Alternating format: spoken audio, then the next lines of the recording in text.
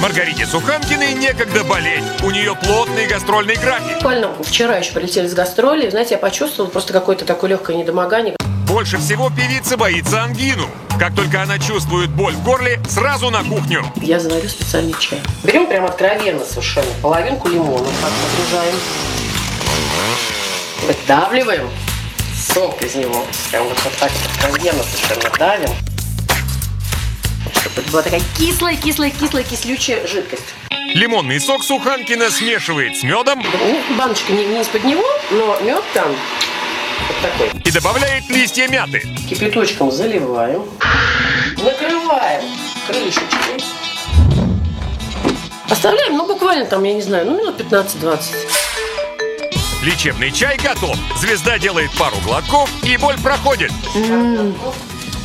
Музыка нас связала. Приятного аппетита.